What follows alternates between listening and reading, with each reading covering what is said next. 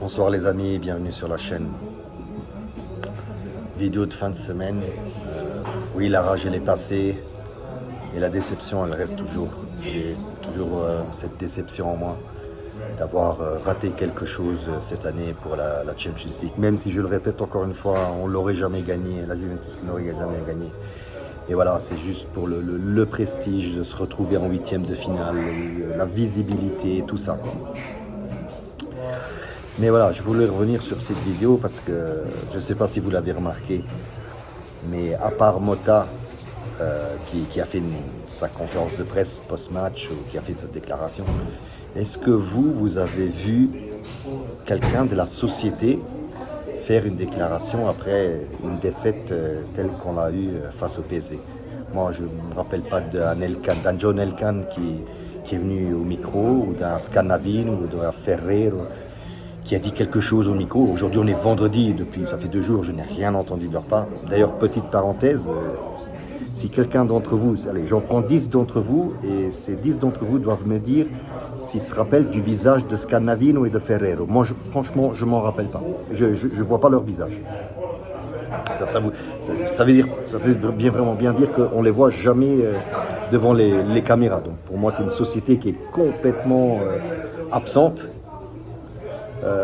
face aux médias et tout ça. Donc voilà, je reviens. Donc, moi, je me rappelle encore, il y a 2 ans de ça, quand la Juve avait perdu face au Maccabi, 2 ou 3 ans de ça, où André Agnelli est venu face au micro pour s'excuser. Et là, on ne voit rien de tout ça. Je me demande où est cette société. Cette société, comme je l'ai dit, elle est complètement absente et les joueurs ressentent ça. En fait, il n'y a pas de direction, il n'y a pas de... Je ne sais même plus quoi penser. Ah oui, aussi, je voulais dire à certains qui m'envoient des messages privés, ils me disent ouais, Domenico, pourquoi tu ne dis pas comme les autres du Mota out ou du Mota in. Enfin, moi, je suis ni pour du Mota in ni pour du Mota out. Hein. Voilà, quand Mota fait des conneries ou des bourdes, je le dis, mais quand il fait des beaux matchs, je le dis aussi. Voilà, comme je dis toujours, on verra en fin d'année. Sincèrement, je pense que si on ne se qualifie pas pour la prochaine Champions League, donc dans les 4 premiers, oui, peut-être que Mota partira tout simplement, quoi. Ou on va le virer parce que je ne pense pas que la Juventus se gardera Mota. Mais voilà, vous ne me verrez jamais dire Mota out, Mota in en pleine saison. Non, on a gardé aussi Allegri 3 ans, hein, alors que pendant 3 ans, on n'a rien gagné à part une Coupe d'Italie l'année dernière. Donc voilà, ça c'était la petite vidéo du vendredi soir.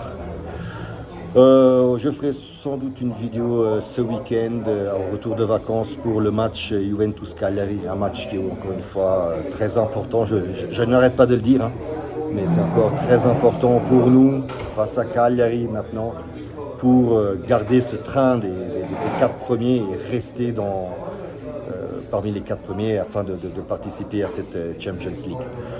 J'ai vu un peu les tirages au sort de la Champions League, je ne vais pas venir dessus. Ok, l'Inter a pris le Feyenoord. Voilà,